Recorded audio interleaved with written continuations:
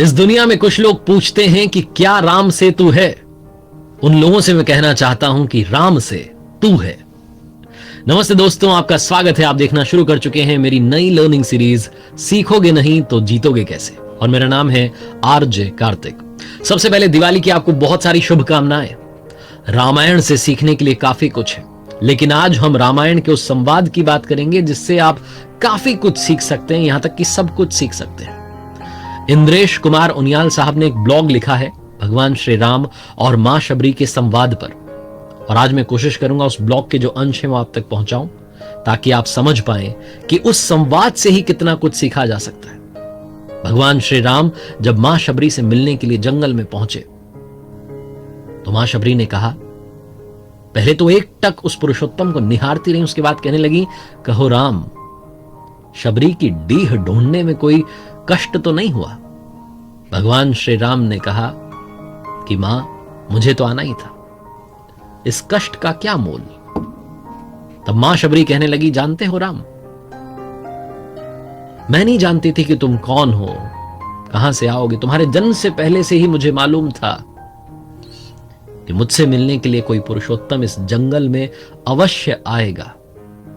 भगवान श्री राम ने कहा, तभी तो मां, आपकी प्रतीक्षा का अंत करने के लिए मैं चला आया। और राम के जन्म से पहले ही यह तय हो चुका था कि राम को शबरी के आश्रम में अवश्य जाना है।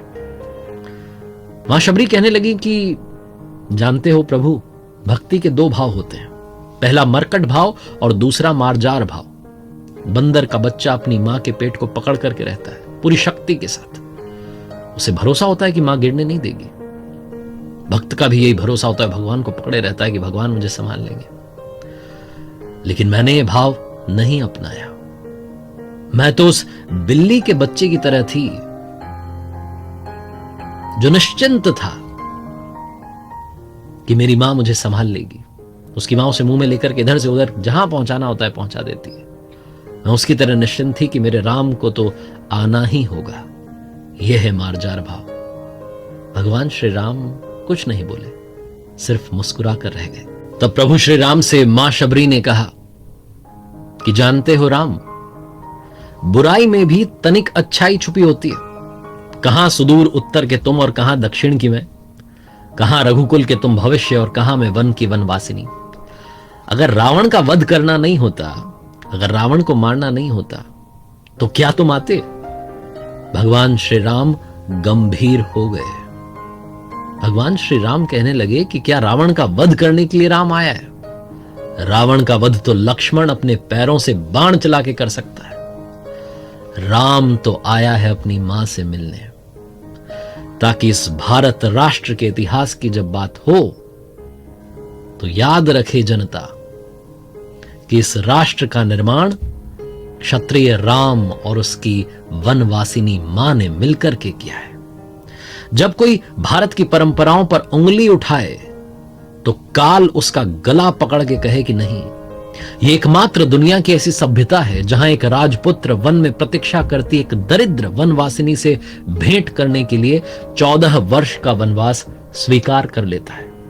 मां, राम वन में बस इसलिए आया है ताकि जब युगों का इतिहास लिखा जाए तो उसमें यह अंकित हो कि शासन, प्रशासन, सत्ता जब पैदल चलकर के समाज के अंतिम व्यक्ति तक पहुंचती है, तभी वो राम राज्य कहलाता है। राम वन में इसलिए आया है ताकि भविष्य स्मरण रखे, याद रखे कि प्रतीक्षाएं अवश्य पूरी होती हैं, प्रतीक्षाएं अवश्य पूरी होती हैं। राम सिर्फ रावण को मारने भर के लिए वनवास में नहीं आया है।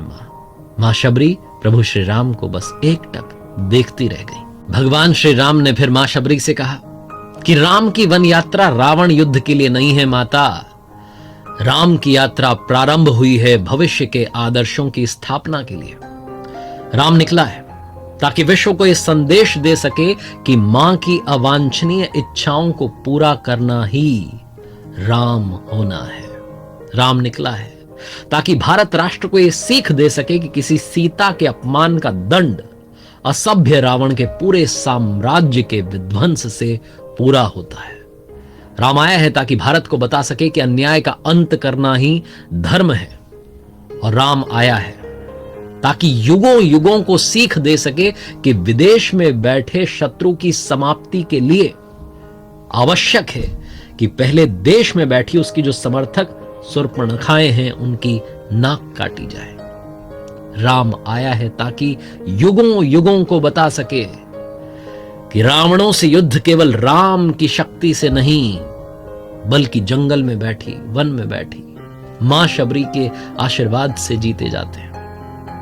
मां शबरी की आंखों में जल भर आया था, पानी भर आया था, आंखें नम हो चुकी थी। मां शबरी ने बात बदल करके कहा कि बेर खाओगे राम? प्रभु श्री राम मुस्कुराए, कहने लगे बिना खाए जाऊंगा भी नहीं मां। मां शबरी अपनी कुटिया में गई और झोली में बेर लेकर के आ गई और प्रभु के सामने रख दिए। प्रभु श्री राम और उनके भ्राता लक्ष्मण बेर खाने लगे। मां शबरी ने कहा कि बेर मीठे तो है ना प्रभु? प्रभु श्री राम ने कहा कि यहां आकर के मीठे और खट्टे का भेद भूल गया हूं, बस इतना समझ रहा हूं कि ये बेर नहीं है, ये अमृत है। मां शबरी मुस्कुराई और कहने लगी राम तुम सचमुच में मर्यादा पुरुषोत्तम श्री राम हो। ये वो दौर था, वो प्राचीन काल जब सनातन धर्म की संस्कृति छोटे गांव, छोटे शहर, यहां तक कि वनवास में जब प्रभु श्री राम पहुंचे तो उन्हें मालूम चला कि वन में भी यह संस्कृति है, वहां जो वनवासी रहते हैं वो भी इसी संस्कृति को मानते हैं।